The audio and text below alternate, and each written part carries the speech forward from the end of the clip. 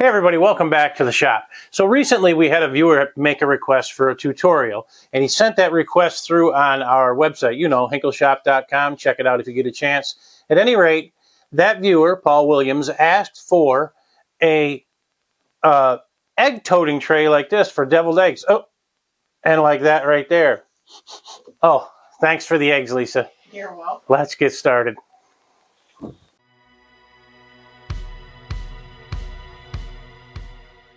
Okay, so to begin with, we're going to open up a new model here. We've got that open on Carveco Maker, obviously. We're going to set our origin in the bottom left. The width of the stock is 21 and the height is 8 inches. That is not the size of the project. That's the size of the stock we're going to use here. And we put the origin in the bottom left so it makes it easier for you to use your touch block if you have one. All right, let's click OK and continue. Let's switch to the 2D view over here on the left. All right, there's our 2D view. Now we're going to start by building or making a square rectangle. Squares are square, rectangles are long, elongated squares. And the width of that rectangle is, 19, sorry. The height is 7.5. And we need a radius on the corners. Going to do 0.75 on the corner. We're not inverting the corners in this case. And we're going to create down here by clicking the word create. Okay, F9 puts it in the center in case it's not there already. We can close out the rectangle tool. We no longer need that. Click off of the rectangle to deactivate the rectangle. And that is the beginning of our egg tray. Next step. This is where it gets a little more complicated, but let's proceed. We're going to put in a bunch of grid lines to tell us where to make the corners and etc. Now, as I go along in this video, I'm going to pause. I've gone and done something a little different with this one where I'm going to stop and show you with text on the screen where these guidelines go so that if you have time, or not if you have time, you can take a pen or a pencil and you will have time to write down those measurements. So the first one we're going to bring in is dead center at 4. And I like to start with stock sizes that are even. That makes the math much easier. So we need to be at 4, double arrows, right click opens up the drop down, and we're going to edit the guideline right here. We want this at 4. So this position is 3.78169. Not correct. We need 4. Click apply and watch the guideline move. Now that's where it belongs. We need to put guidelines 1 inch above and 1 inch below. And all of this will make sense once I start creating the actual shape of the egg board, double egg board. So we're going to do a relative offset, so we need to click this box. The position now is 4. We want 1 inch above and 1 inch below. The way we create that is to put a 1 right here, click insert, and it puts 1 above it. To put 1 below the center line, we put in a -1. We insert there. We can close out the edit guideline. We now need one at 4.5 inches vertically across. We also need one at 2. So let's start with the 2. And by the way, this is done by going over into the number area, left clicking, dragging out the guideline and dropping it anywhere you like. Then look for the double arrows and right click. Click edit guideline and then put the guideline where you want it. And in this case, I want it dead on at 2 inches. So we'll click apply and it'll move to that position. Now I could do a relative offset and move another line over 2.5, but I'm not going to do that. We're going to do this an easier way. Not an easier way, but another way. Left click, drag it over. Right click, edit the guideline. That guideline needs to be at 4.5. And you can click apply and it'll move. Now you can continue that way, putting in guidelines anywhere you like, or you can use the offset option. It's just a personal preference depending on how much math you'd like to do. Close this out. We'll drag another one in. Double arrows. We're going to right click. I need to move this guideline to 6 inches.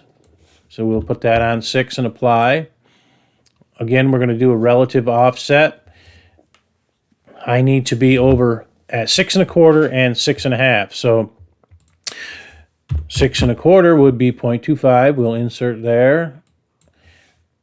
And 0.5 will be 6.5. We'll insert there, and we'll close that out. Double checking my notes here to make sure I've got all the guidelines in that I want to put in for you. Let's put one in at 7 1/4 from the top. Right click, edit guideline, 7.25. Close that out. Bring one down to the bottom at 0.75.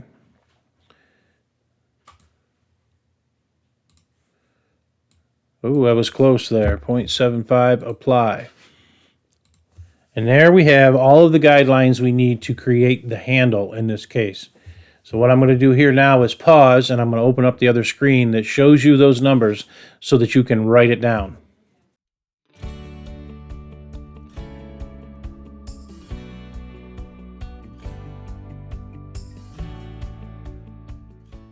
Just remember, if anybody has any requests out there for tutorials, I'm more than happy to give it a shot. Mention it in the comments below. Go to hinkleshop.com. Send us an email at hinkleshop@gmail.com with your suggestions, and we'll be happy to entertain them and happy to give it a shot. Let's get back to this tutorial. Don't forget to like and subscribe if you haven't done so already. We're going to use the arc tool next, and what we're going to create here is the swooping handle that is on the end of this egg tray. So let's begin. Start here at this crosshair, and as you can see, your cursor changes shapes as you cross over these guidelines. You're looking for a crosshair with a circle around it, left click at that point. Now, it doesn't matter that you move around here and do all this wiggle waggle. Go to this crosshair on the top. Left click again, and again, it doesn't matter that you're doing all of this stuff. Slide out along the center line until you get that symbol there. Left click, and what that does is puts a perfect arc or arch between those 2 points to that center line. All right, let's move on. Now we're going to go to this line, and you're going to see that the cursor changes into that crosshair with an open window. When you have the open window, left click. Then we're going to head over here to this side, all the way across the 4.5 dimension to the 6 dimension. And again, once we have the correct crosshair, we're going to left click. Now we're going to go along this line, and we're going to go inward. You don't want a outflowing arc there. You want an inward arc. So we're going to hit this crosshair here, left click. That line is done. Now let's go back to the window again on the end of this line. This time we're going to go to the far right. And once we have the bullseye with the dot in the center, we'll left click there. And here what I do, it's a little bit of an eyeball. We'll slide in as close as we can, putting the crosshair on our original dot. We're going to slide over just until the line. Let me move a little bit so you can see what's happening. When you slide to the left, you can see that it creates a perfect arc as soon as you leave your initial push button point. And as soon as that happens, I left click, and that is the arch I use. And then we repeat this on the bottom.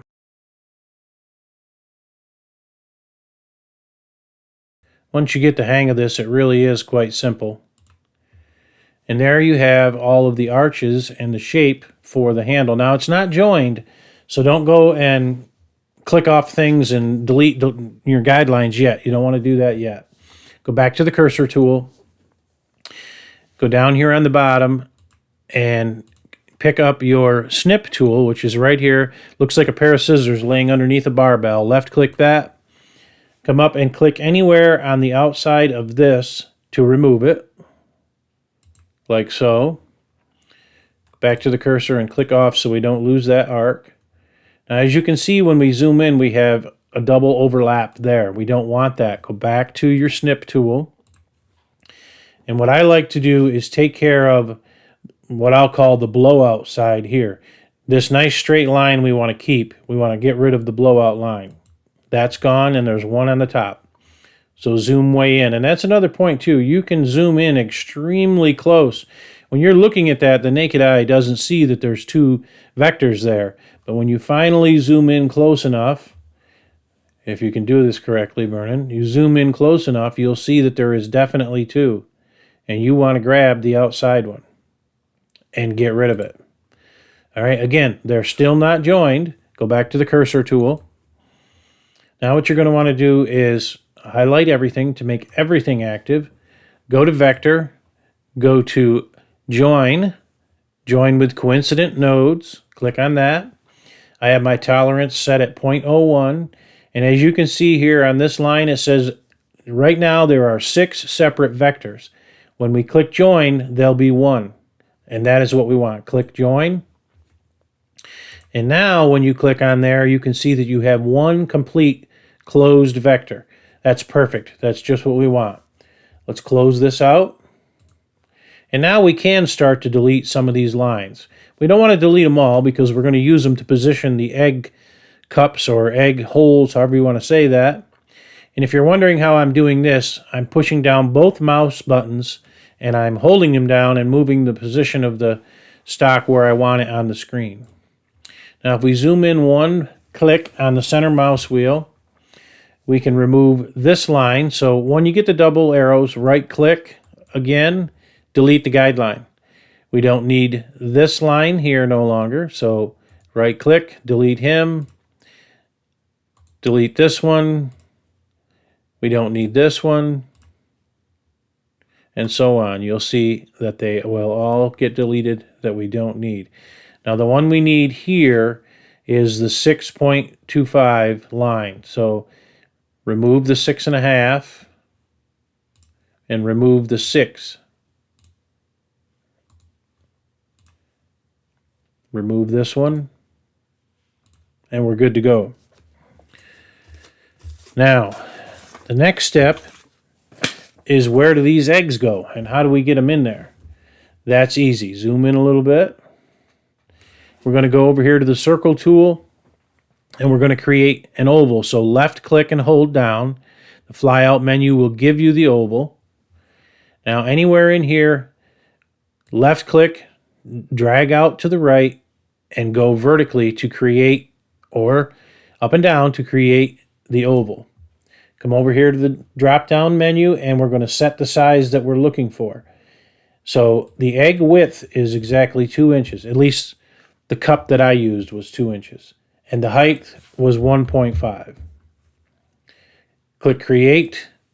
And there you have your first egg. Close this out. Now I want to move that egg so that it is dead center. And the edge of the egg here starts right on that 6.25 line. So I'm going to come up here until I get the crosshair window deal again.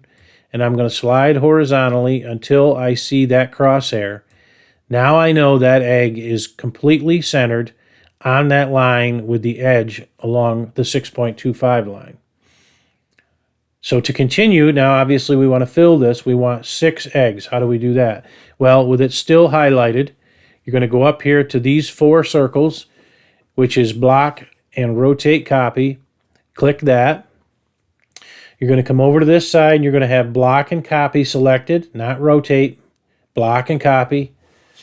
You are going to ask for a distance or a gap. On the X, it's going to be 0.25. On the Y, it's going to be 0.3. It's not going to matter on the Y because it's not going to have 2 rows. Down on the bottom, you want 6 columns and 1 row. When you click Apply, it's going to pop them in there for you so you don't have to do it manually.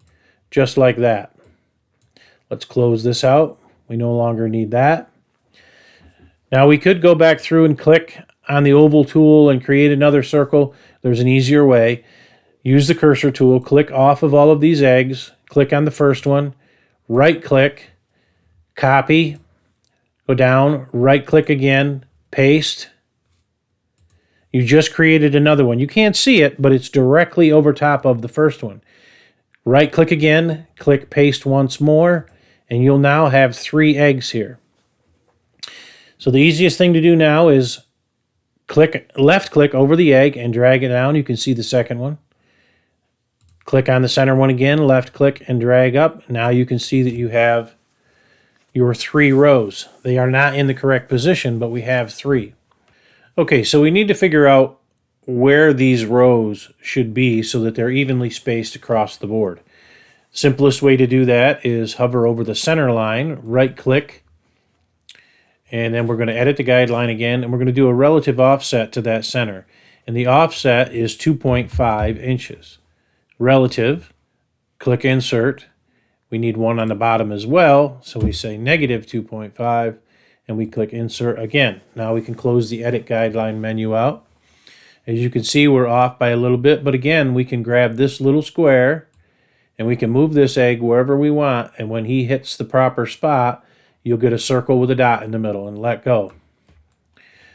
Then we'll come down and we'll click on this guy and we'll do the same thing. Now we want to position these before we start twisting them into the correct angle. And by that you'll see what I mean here in just a moment. Let's grab this guy once more and slide him over until we get it correct. Back out so we can take an overview look. Okay, we're good. All right, now these guys on the one that I made are angled at a 15-degree angle.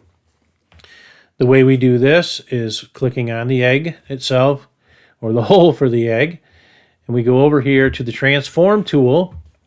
Then we go back over on this side to the drop-down menu. Again, transform tool over to this side, and we're looking at the rotate selection on the bottom here.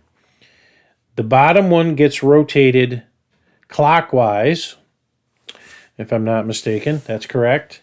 Checking my notes. So we'll change this to clockwise. You'll put a 15 here, and you'll click apply. Now what's going to happen is this egg is going to turn a little bit. Click apply, and as you can see, it is shifted. Now go up and select the other egg on the top. No need to close this out or reselect. If you do, though, you just click on the transform tool one more time. But in this case, we're going to click on the egg, and he needs to be turned anti-clockwise. So click on anti-clockwise. We've already got the 15 in place. We'll hit repeat, and it twists him in the direction that we want him to go. Now we can close out the transform tool. And again, how do we get the rows in? Well, if you remember, we did block and copy.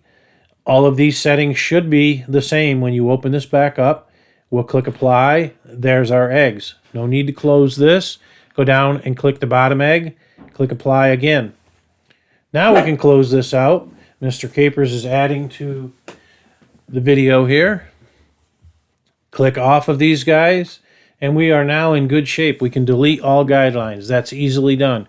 Go up here to view, click view, all the way down to the bottom, click delete guidelines, and there is our board.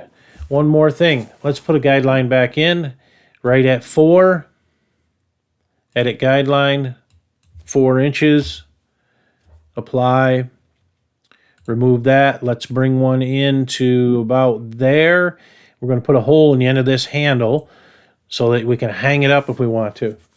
And I eyeballed the left and the right here. I mean, you could get very specific, but I don't think we need to. Left click on the oval, change it back to a circle. When the crosshairs appear, left click, drag out, go to this side, and select a size. Now, if you're going to use a 1/4 inch bit to do all of this cutting loose and all of the roughing, you're not going to be able to have a 1/4 inch hole. It needs to be just a little bigger. So 0.30 will be just bigger, and it will work. Close this menu out. Back to the cursor tool, click off the project. You can see we now have a hole. Now we'll get rid of the guidelines again. Delete all guidelines. And now we have an egg tray. All we need to do now is create something that's 3-dimensional. Very easily done as well. Before we go there, though, I want you to right-click, drag through the bottom row of eggs, dragging up through 2 into the top row, and release the button. Now go to this side and group those. Much easier to click on one egg and get them all to light up than it is to go each one at a time. Next step is creating the relief portion of this, and that is easily done. Click on the egg, any egg for that matter. Go up to the top here, and we're going to use the shape editor. It looks like the Pyramid of Egypt up here on the top. Left click that. And as you can see, everybody's lit up and they're active. Now, what you're going to select on the right-hand side in the drop-down menu is the round selection. Normally you would not use a 45-degree angle for the round, but in this case we do want it as round as possible. I mean, we could crank it up and go even further, but that's not necessary. 45 is plenty deep enough of an angle. We're going to go down here to these selections, and we're going to go to a constant height. Click that. And I want a height of 0.5 inches. But it's not really going to be a height. It's going to be a depth. And to create the depth, we use the mouse wheel and we scroll down to this where it says Relief Combine Mode, and we want to subtract. We want to remove the material. One thing that's probably confusing here, let me fix that for you. Click on the 3D view page. It'll look much nicer, and we'll zoom in a little bit. That was my mistake. I apologize. I should have done that before we went to this screen. Switch from the 2D to the 3D before you go to the Pyramid of Egypt. It'll make things much easier for you. All right, so we're back to this side again, double checking. Round, 45-degree angle, constant height, and we're going to subtract. Click Apply. Close out this menu, click off, and if you push down on the mouse wheel, you can rotate this, and you can see that it is absolutely buried into your stock, which is exactly what you want. Okay, how do I get it back to the center? That's easy. This box up here, click that, and it clicks it back to the center, and you can scroll in if you like. Let's do some tool paths. That's what we need now. So click on an egg, go up here to your relief, create machine relief toolpath. We're going to selected vectors only. The finishing tool will be a 1/4 inch ball nose. Select that, click on it once more. I'm going to change the step over from 0.03 to 0.01 in this case. Step down is 0.25, that's fine. Let's leave the feed rate alone. Spindle speed is okay. This will be tool number 2. And we'll scroll down. Roughing tool will be a 1/4 inch end mill, flat end mill in this case. Click on this once more just to check the settings. Everything is correct. It is tool number 1, so we're good there. Scrolling down, our safe Z height is 0.1. Set your safe Z to 0.1 right here, if it's not that already. We need to click to define the material. My board is 0.75. Click OK. Let's give it a name. Let's call it egg holes. And calculate now. And we wait for the green bar to go across and do its magic. And just like that, bing, bang, boom, easy peasy lemon squeezy, we've got some egg holes. Let's right-click on the tool paths, drop down, and simulate the tool paths.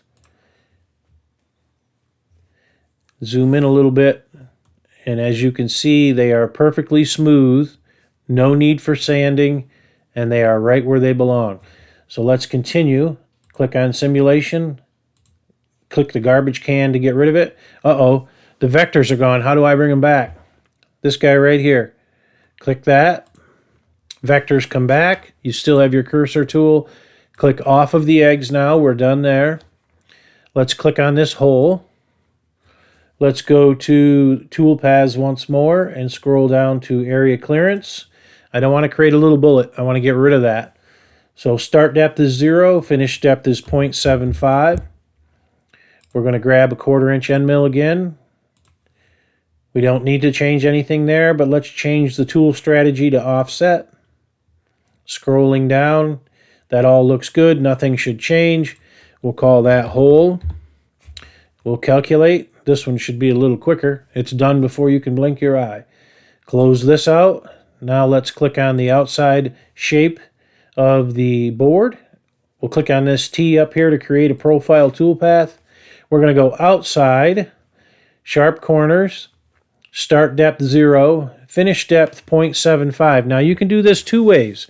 You can cut that thing clean off and put some tabs in to hold it in place. You can use CA glue and the blue tape trick to get rid of the tabs. Or, pardon me, you can reduce the thickness of the cut here, or the depth of cut, to 7.2, 7.3, 7.4, and leave what we call an onion peel all the way around. Then when that's finished, take it over to your scroll saw or bandsaw, cut the thing loose from the stock, and sand it back into place. I do it every different way. In this case, I used the onion peel method, so I went to 0.73, click to select the profiling tool. We used the 1/4" end mill again. We scroll down, again not putting in tabs because of the onion peel. 0.1 is the same, that's great. We'll call this cut loose, which it's not really going to cut it loose because of the onion peel. Calculate now, and as you can see, it went around. Let's close this menu. Let's right-click over the word tool paths. We're going to drop down and simulate all tool paths. Let's simulate. And we should have an egg holding tray, which we do. Just for fun, click on the word simulation. Drop down here to the bottom where it says rendering. Click on simulation default. You'll get a drop-down menu. You can roll down and change the color of this simulation if you'd like. I typically change it to medium oak. It just helps my old eyes see this. And then click apply. As you can see, pushing in on the center mouse wheel, we definitely have an egg tray. So let's take this now and save some tool paths.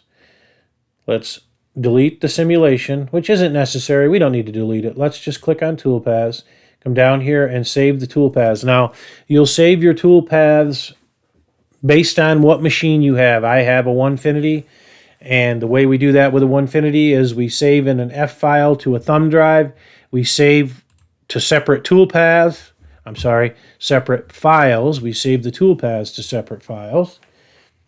And we save to a Onefinity no tool change inch in my case.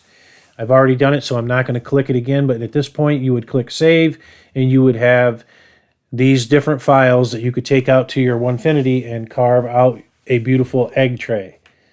Not going to do it because I've already done it.